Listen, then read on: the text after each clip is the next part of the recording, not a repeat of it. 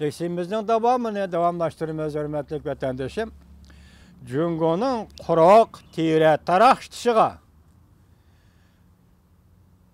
dikkat kılgan Prezident Sayyin Hanım Tayvan'ı kanunluk müstakil devletke aylandıramdı.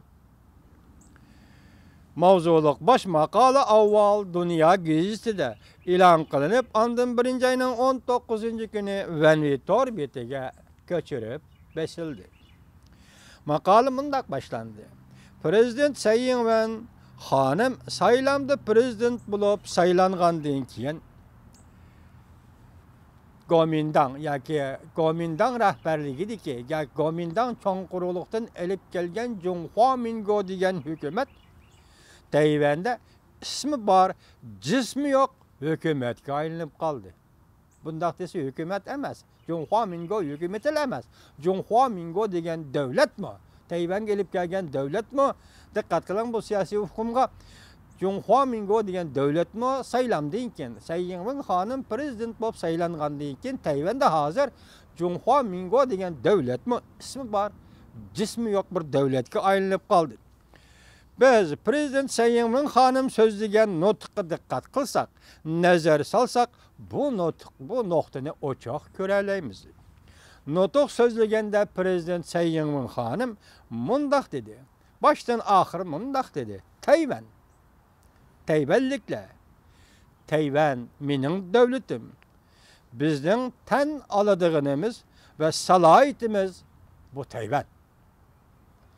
Sayyin Hanım nutq so'zlaganda mushundaq so'z bir qitimmi Jungo yoki Junhua Mingo deb eg'izga olmadi. Diqqat qiling vatandosh. Yangi saylangan Tayvanda prezident bo'lib saylangan Sayyin Hanım nutq so'zlaganda bir qitimmi Jungo yoki Junhua Mingo degan ismni eg'izga olmadi. Bu Tayvan. Bu bizning salohiyatimiz. Bu bizning tan oladig'imiz. Tayvan. Tayvanliklar deb so'zildi. Buningdan Junhua Mingo'ning Tayvanda ismi bor, jismi yo'q bir davlatga aylanib qolganligini ko'rib olg'ili bo'ladi. Prezident Sayyin Hanım teşepal işgalgal Jungo Kompartiyasining bashirisini ko'rib yetib, ondan Tayvan demokratik davlat deb so'zlab, qonunlik mustaqil bo'lishning bir qadamini to'g'ishliq bosdi. Xabarda shunday hukm bilan oldi bu jumlani vatandoshim. Lekin Prezident Sayyin Hanım Jungo Kompartiyasiga uzangidan tushadigan yo'l qoldirib qo'ydi. İg'vogarchilik qilmayman dedi. Tasodifiy voqealar sodir bo'lishidan oldini olaman dedi. Tayvanning hozirgi holatini, Tayvan bo'g'izining muqimligini saqlayman dedi. Bu Prezident Sayyin Hanımning xabarda ko'rsatishicha, Jungoning uzangidan tushishga bergan fursat yoki g'animat vaqt. Jungoga yaratib bergan vaqt dedi. Biz boshda Sayyin Hanımning nutq so'zlaganda qanday so'zlab kelayotganligini ko'rib kelyapmiz. Prezident Sayyin Hanım hokimiyat beshiga kelgandan keyin Tayvan oralida bor kuch bilan Jungo degan ismni ko'zdan yiroq qilish bilan shug'ullanib, Tayvan mustaqilligi tushini ishga oshirmoqchi bo'lsa, hozirgi holatni qachongacha saqlab qola oladi? Masalan, navbatdagi Tayvanning holati, Tayvan bo'g'izining holatini qaysi vaqt saqlab qola oladi? Agar u Tayvan mustaqilligi tushini ko'rayotgan bo'lsa deydi. Faqat Xudo biladi. Mana gap to'g'ri gap. Buni ben bilmaydi, faqat Xudo biladi. Chunki dunyo tarixining o'zgarish momenti, o'zgarish vaqti, o'zgarish payti tasodifiy voqealarning portlab chiqishilar yuz berdi vatandoshim. Chunki u falsafadagi siz biz biladigan falsafadagi zaruriyat va tasodiflik degan kategoriyaga mos kel. Shu bu dunyo gazetasi nima deydi? Sayyin Hanımning nima ish qilmoqchi bo'lganligini Xudo biladi. Baş maqal yazgıç kishi shundaq deydi-ki, tog'lar gömürilib, yerlar tavrab ketmasligini umid qilaman. Tayvan bo'g'izining jiddiy vaziyatida oldida Jungoning ag'anatligi Shinhuashi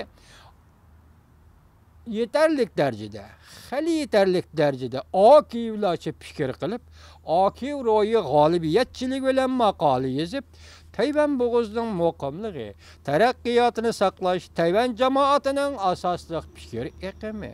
Atalmış Tayvan mustaqilligi faqat tutak parda tortishdan boshqa narsa emas deb ko'rsatib, prezident Tsai Ing-wen xonim yaratgan paketni ko'rib turib, Xinhua vaziyatni o'zgartirishi ko'zi yetmagan Xinhua agentligi Xitoyning bir ko'zini ochib, bir ko'zini qisib olib, o'ziga o'zi tasalli berdi deydi.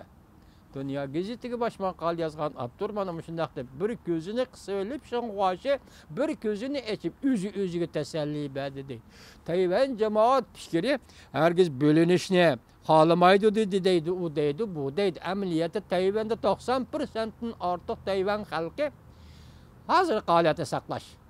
Demek Cungo'ga yıkılışıp ketmezdik, başka bir balaya afet bitirmezdik, hazır haletini saklaş. Moşundak vaziyet asırdı Tsai Ing-wen hanım oturgu çıktı anda Abdur guman kılıvatıdı. Tsai Ing-wen hanım nemi iş kıldı, Xuda bildi dedi. Tayvan halkının kalp dünyası özgürlüşke başladı.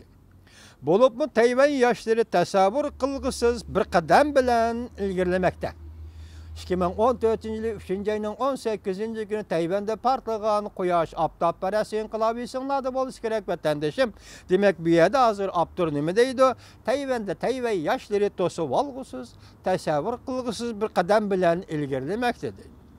Bundaq özgürlüş Li Donghui'den Qin Shubiyangacha, Li Donghui sobiq prezident, Qin Shubiyan Demokratlar Taraqqiyot partiyasining sobiq prezidenti endi shularni besib kelib, bugun kun kelganda Tsai Ing-wen xonimning qo'liga yetdi. Tsai Ing-wen xonimning qo'liga kelib 30 yillik musofini besib o'tib, Tayvan yoshlarining mingisi juyildi. Yuqorida sanab o'tgan 2 nafar kishi ularning mingisini juyib o'tdi. Prezident Tsai Ing-wen xonim ayni chog'da sobiq prezident Li Donghui'ga ergashib, ikki davlat nazariyasini ko'tarib chiqib, Jungo bir davlat, Tayvan bir davlat nazariyasini ko'tarib chiqib, sobiq prezident Qin Shubiyan davri kelganda, u taraf bir davlat, bu taraf bir davlat nazariyasini ko'tarib chiqib, o'ziga kelganda endi prezident Tsai Ing-wen xonim Tayvanning qonunliq, yo'lliq mustaqilligini vücutga çıkarıp, büyük töhfi yaratıp, Tayvan'a sadık bulgan bu kız, Tayvan bilen fəxirlənsə ərziydi. Demek Abdur'un muddayı Tsai Ing-wen hanım saylamdan kim bir iş kılış gerek deydi. Endi bizim parizimiz için neymiş kılış gerek? Vaka çıkamazdık, gayri vakalan sadır kılmazdık, muqimlikni saqlash, tinchlikni saqlash. Lekin bu yerda bir qoida bor. Esinglarda bo'lsin ki, atalmış Junhua Mingo davlati ayni vaqtida Birlashgan Davlatlar Tashkilotining a'zosi edi. Bugun Tayvanni qandaq davlat qurilishidan qat'iy nazar shu davlatdan davomi deb qarilgan bo'lsa, Tayvan xalqi mushqatim endi Birlashgan Davlatlar Tashkilotidagi aslidagi a'zolik ordini asli keltirish uchun harakat qilamiz. Bu bizning qiyosimiz, bu bizning farzimiz vatandoshlar.